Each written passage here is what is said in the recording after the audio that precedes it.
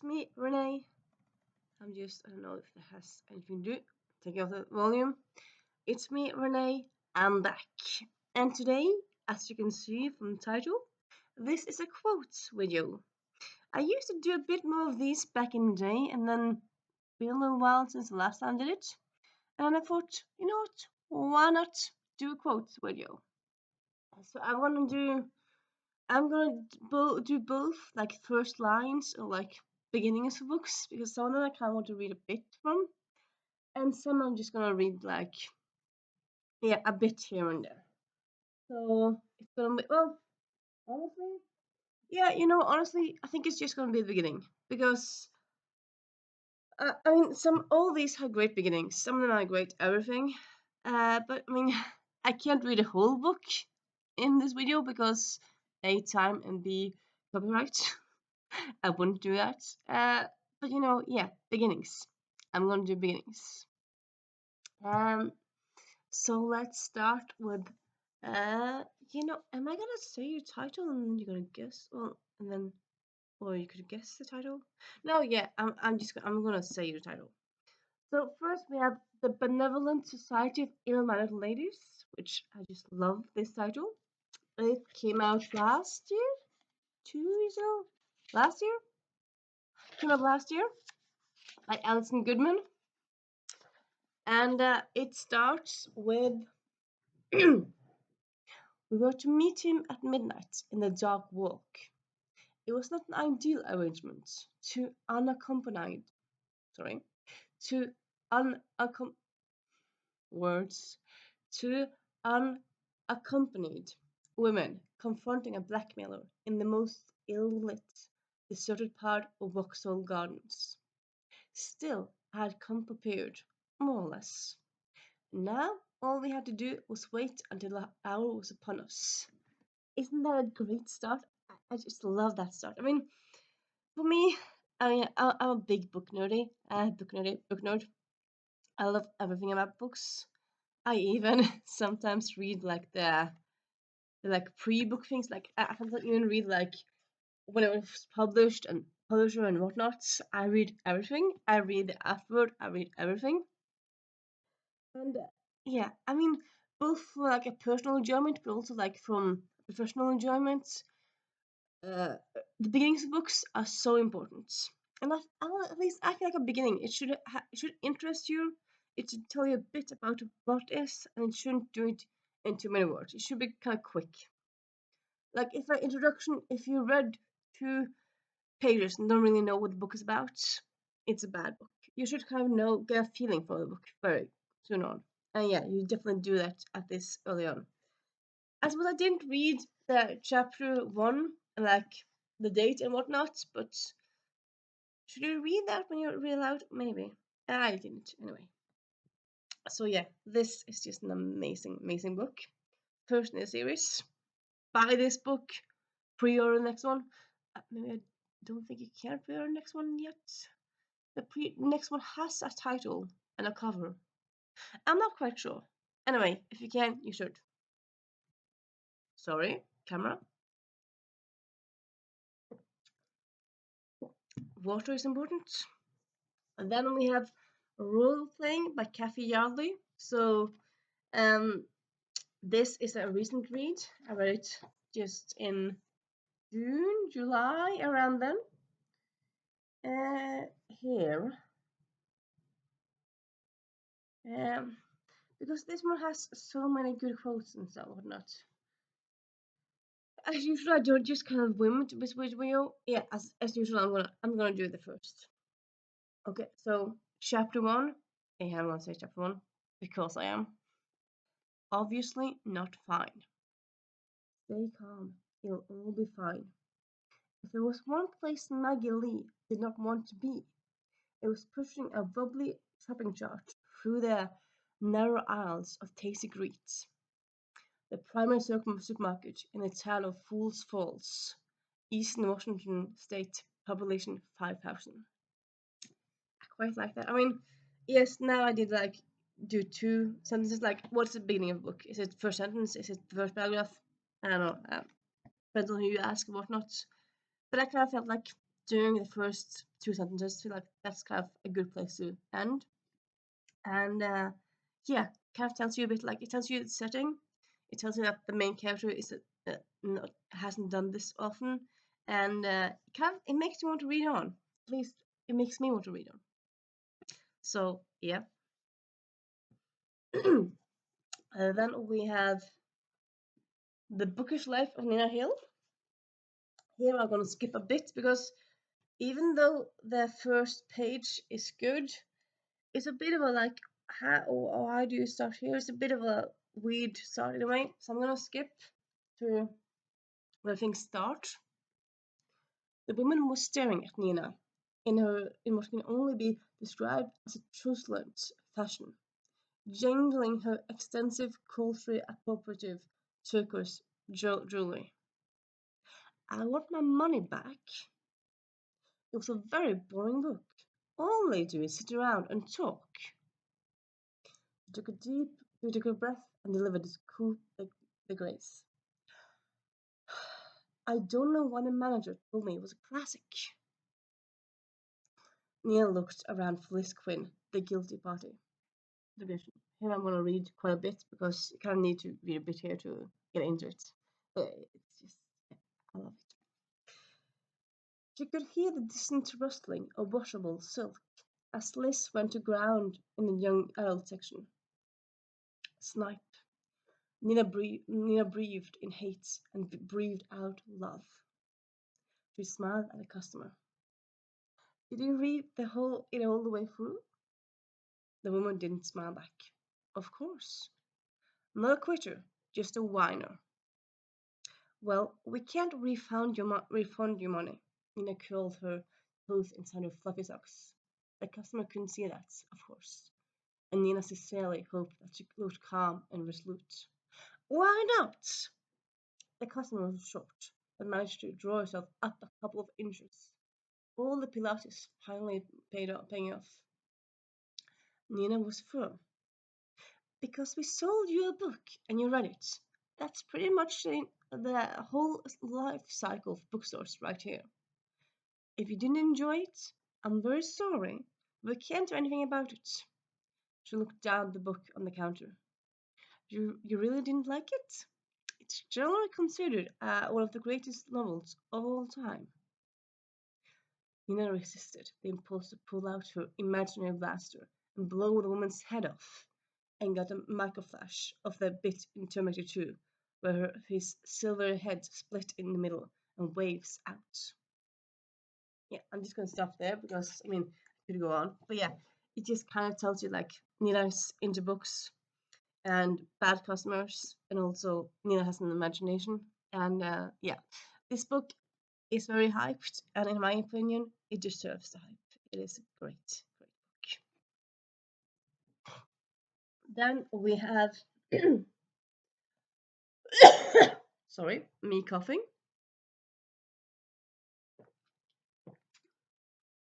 Then we have The Fifth Gender by G.L. Carriger, which is a pen name for Gail Carriger. It's a sci-fi novel or novella because it is under 200 pages. The front may look a bit graphic. It's not well. There's sex in it, but it's. I mean, I feel like it's cool front, but it was maybe not a book you want to read with your grandparents in the house. But yeah. Okay, so the beginning here. The first chapter. What's the pet thing anyway? There's no doubt about it. Humans are weird. I'm just gonna stop there because that's just a great, great start. I think it's just so cool. I mean, this is a science fiction novel, so the person who's saying this is an alien.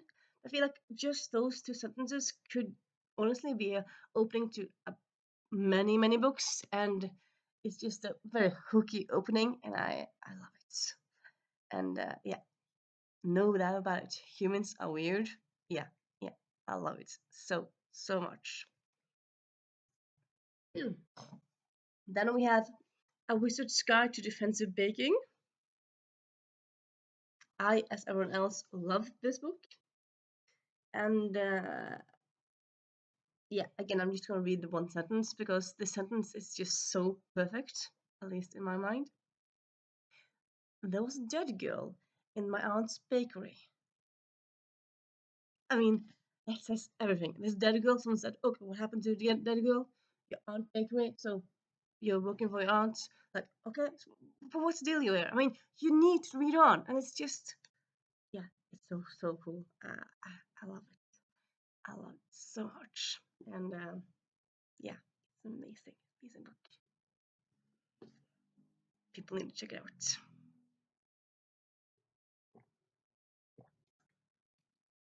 Okay, then we're going to just do how the books are laid out. And with this one, A Girl Called Shameless, I'm gonna be shameless. I'm gonna read a few pages because there's just so much here. It's just so good. And yeah, so bear with me here, but it all needs to be read. It's just. But what I'm going to do though, because this is second in anthology, so I'm going to read the preface where it talks about what happened in the first book. But it's such a great preface. So yeah, it's definitely going to tell you about the story and this world. Okay.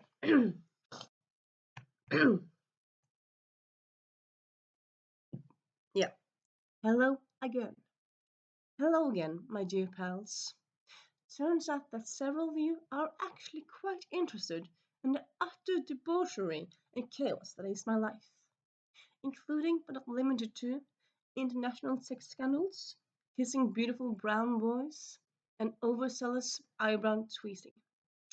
This interest comes as quite a surprise on account of Ajita telling me roughly 14 times a day how dull I am. And yet here I am, gallivanting bravely onward, hoping that I haven't somehow run out of jokes in the 2 months since my last blog post. So this book is kind of compiled blog post in a way, and yeah. On account of the fact that I have memory span of a pair of oven mitts, and I'm willing to bet a bunch of you guys are in the same forgetful boat. I thought it would be a cool idea to do a recap of what happened last time we hung out. If I was in any way a skilled author, I would attempt to weave all this seamlessly into the first quarter of the book. But since I'm essentially just copying and pasting my own blog post into a Word document and adding valuable retrospective insights in square brackets, the weaving seemed like a hard work. So as ever, I'm taking the easy option. And this also makes it an easy option for you, dear reader. And consequently, now we all have more time for the important things in life, like laughing and nachos. Cool? Cool. 1. Things started out pretty normal. By pretty normal, I mean I was an impoverished orphan living with my eccentric grandmother Betty and our wiener dog named Dumbledore. You know, the way all classic fairy tale starts. 2. Sorry, 2. And then a big bad wolf ate Betty and stole her identity. Well, wait, that's not right. Give me a sec. 3. Oh, yes. My charming little friendship tripod, compromising of me and my best friends Ajita and Danny, was thrown into tailspin when Danny decided that after 18 years of watching me poop on FaceTime, he was in love with me. A sentiment I did not recuperate. I was about as attracted to Danny as I am to coffee tables, meaning not particularly at all. However, this did not stop him from attempting to buy my affections with all manner of gifts, including but not limited to fancy chocolate, Coldplay tickets, and the classic "Please fall in love with me and suck my penis at your earliest convenience" flowers. Around the same time this unrequited love business was going on down, I slept with Zachary Vaughan, a Republican senator's son, on a garden party's bench. Oh, also I slept with another dude that night, Carson Manning. He and I are now in a relationship, but that is by the by. Anyway, the senator's son, a few days later, sent him a nude picture because I wanted to, which should not be too difficult for you to grasp.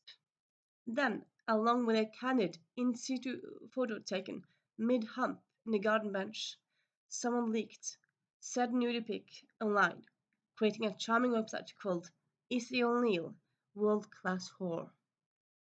This is a completely A-OK thing to do, since there are no laws against revenge porn in my state. I'm just gonna stop there. But yeah, it, this book, this trilogy is just so amazing. I actually only own the first book because I read the Sorry, only own the second book because I read the first one from the library. But yeah, this it's just amazing. It's just I love it so much. It is important issues, but a very funny way, and it's yeah, it's just great slept on book really. Now we're gonna move on to again a few sentences. So we have Something Close to Magic by Emma Mills. It was mid-morning when a stranger pushed through the door of Basil's bakery. Again, I kind of like how you have so much in just like one sentence. Sometimes you don't really need more than one sentence. Like hook you, like okay, mid-morning, a stranger. Okay, so someone new, something's gonna happen, and uh, and yeah, honestly, so I thought I wouldn't, but I'm gonna continue a bit here because this bit I quite like also. The baker's apprentice, oh really, was in midst of a conversation with a man who was seeking assurance that the cinnamon loaf contained quite enough, but not too much, cinnamon. Excess cinnamon, he said gravely, as if there was a fatal error, irreparably unbalances the gustatory experience. I mean, customers, am I right?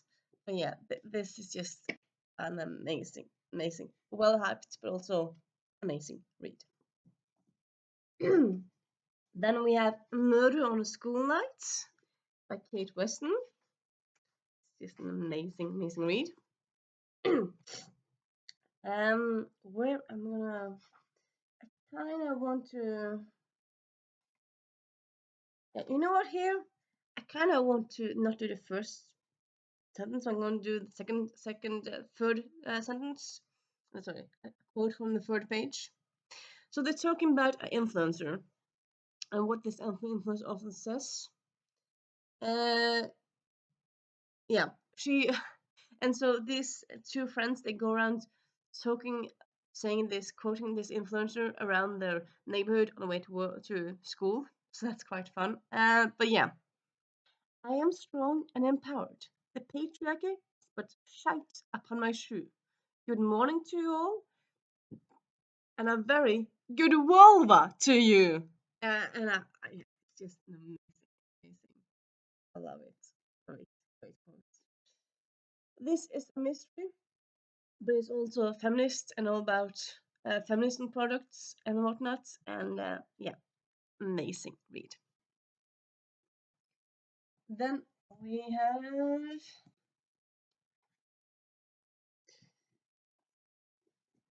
Planes, Trains, and All the Fields. My mother will disown me if I miss this flight. Dramatic? Yes, but so is she. Again, sometimes you don't really need a big opening. Sometimes few words can tell you so much. And this, yeah, it's also amazing read. Then we just have one more read. I'm gonna read quite a lot from this page because you kind of need the context again. But yeah, it is amazing. It's from Angie Thomas middle grade book, Nick Blake and the Remarkables. So yeah, Hellhounds, Haints, and Happy Birthdays. When my best friend JP turned 12, his parents bought him a phone. It was a super big deal, because JP loses everything, and because one, JP loses everything, and two, his parents thought phones are quick access to the devil. I didn't know the devil had a phone. And that's a quote. For her 12th birthday, Alabama McCain down the street got a sweatshirt once worn by a member of a favorite K-pop group. Weird, but not as weird as being named Alabama, even though you're from Mississippi. Sean Cole got a four-wheeler for his 12th. Now he likes to ride around the neighborhood, knocking over rubbish bins. His mom says he's a big boy. I say he's a big butt. For my 12th birthday, I got them all beat. My dad's gonna teach me how to use the gift so I can finally be a real manifester. First, I gotta catch a hellhound. I mean, yeah, isn't that great opening? So much. And also, great book as well. So yeah, that are some great openings to some amazing books that I hope you all pick up this year soon. And yeah, if you want to comment opening to a book that you love, please do that. If you want to just quote a book, like from wherever in the book, you can also do that. You could do a book emoji, or you could just like this video. Also do that. That's up to you. But yeah, I'll see you next time. Bye.